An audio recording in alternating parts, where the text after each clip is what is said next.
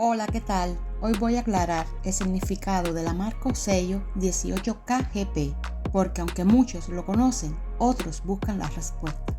Una pieza marcada con este sello no se debe confundir con el oro de 18 quilates. Este sello significa que la pieza tiene una delgada capa de oro de 18 quilates sobre un metal más barato. Ese revestimiento se pierde con el tiempo, dependiendo de la cantidad de capas o micras y el tipo de uso que se le dé a la pieza. Si no se cuida, perderá su dorado con mayor rapidez, dejando al descubierto el metal base utilizado.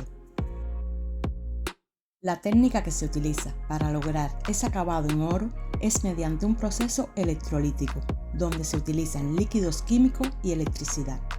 El 18K indica los quilates de oro utilizados para cubrir la pieza, y la GP son las siglas en inglés Gold Plated, que su traducción al español es chapado en oro.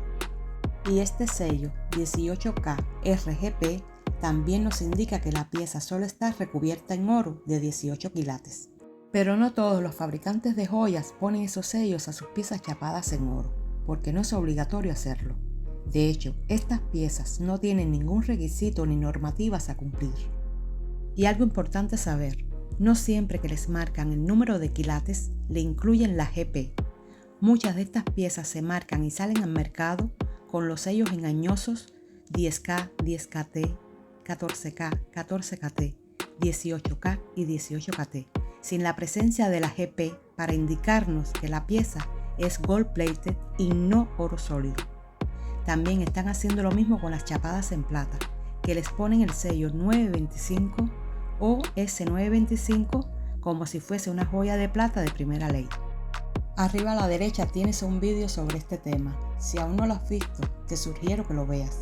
Lo dejaré también en la pantalla al final y debajo en la cajita de información junto a otro en el que hablo un poco más sobre estas piezas gold plated, donde explico su proceso, sus cuidados y su diferencia con el oro Goldfield. Espero haberte ayudado. Un abrazo y hasta pronto.